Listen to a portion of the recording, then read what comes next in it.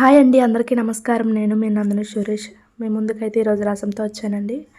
రసాన్ని ఈజీగా ఇంట్లోనే ప్రిపేర్ చేసుకోవచ్చు. ముందుగా గిన్నెని తీసుకొని, లోతుగా ఉండే గిన్నెని తీసుకొని అందులో ఒక టమాటో, అలాగే ఒక నిమ్మకాయ సైజ్ అంతా చింతపండుని కూడా యాడ్ చేసుకోవాలండి. ఈ రెండు బాగా మెదుపుకోవాలి. చేత్తో గట్టిగా పిసుకున్న తర్వాత అందులో వాటర్, అలాగే పసుపు, ఉప్పు, కారం వేసి కాసేపు నాననివ్వాలండి పక్కన పెట్టి. అది నానిన తర్వాత ఒక అరగంటకి అందులో కొంచెం ఒక 2 రెబ్బలు కరివేపాకు వేసి మరిగించుకోవాలి. సిమ్లో పెట్టి బాగా మరగనివ్వాలండి.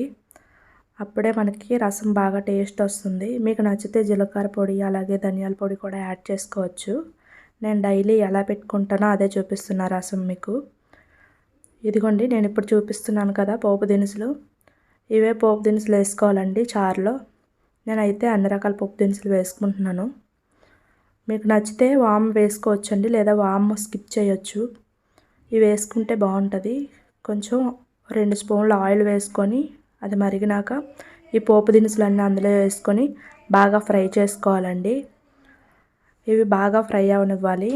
మనకి వెల్లుల్లి ఇలాగా దంచి వేసుకుంటేనే టేస్ట్ బాగుంటుంది. వెల్లుల్లి టేస్ట్ నచ్చిన వాళ్ళు ఎవరైనా ఉంటే కనుక వెల్లుల్లిని కొంచెం వేసుకోండి. ఇలాగా మెత్తగా దంపి వేసుకుంటే కొబ్బరి కూర ఎలాగా అనిపిస్తుందో ఆ ఫీల్ అయితే వస్తుందండి మనకు రసం చూడగానే. ఇది బాగా ఫ్రై అయిన తర్వాత స్టవ్ ఆఫ్ చేసుకొని అప్పుడు తాలింపు వేసుకోవాలండి. ఒక గరిటె తీసుకొని తాలింపు వేసేసేయాలి. అప్పుడు ఇది మొత్తం తిరగేసి మనం ఏదైతే చారు మరిగించుకున్నామో ఆ గిన్నెలో తిరగేసేయాలి.